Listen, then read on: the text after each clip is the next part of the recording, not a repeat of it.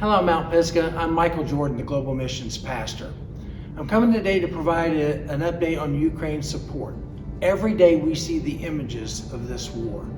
We see the devastation, our hearts break, and we ask ourselves, what can we do? For us, it'd be inconceivable to see some of the things that are going on with mothers and their children leaving in the midst of bombing. We ask for prayer requests so we can specifically pray for what they need and for the people that are on the ground. And we received a letter from a lady named Aliana a couple weeks ago. I'm only going to read portions of that letter, but she has some very specific prayer requests. Prayer for water and food. There are Ukrainian people and children who are dying of thirst and starvation. For clothes, mattresses, shoes, and beds. To find the people that are underneath the rubble and remove them safely. For those Ukrainians who have left their homes and country and have nowhere to go and do not know where they'll end up.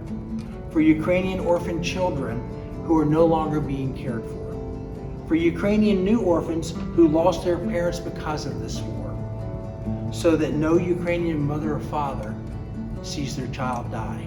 And that no Ukrainian child sees their mother or father die. With so much going on, what is it that we can do?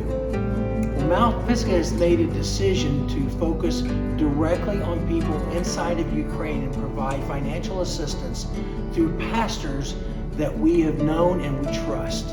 That assistance is going into Ukraine. There's 3 to 4 million people that have left the country, but there are still 38 million plus in the country.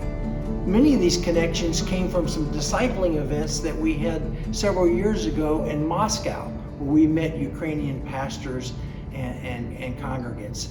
Also through our global missions partners, Narrowgate and Receiving His Life Ministries, that there are other connections.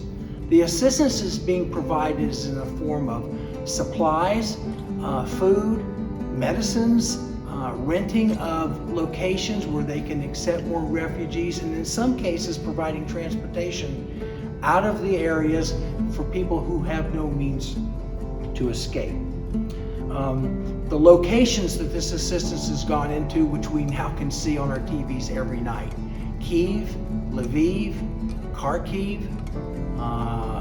Kherson, Poltava, Chernivtsi, Kusht, Uzhhorod, and there's a whole other list where the pastors that we're reaching out to, these are where the refugees are located that they're supporting.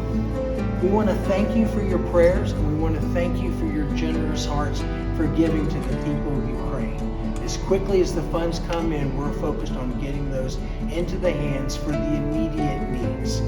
We ask that however you feel led to give, whether it's through Mount Pisgah, Receiving His Life Ministries, or Narrowgate, the people of Ukraine are getting the support.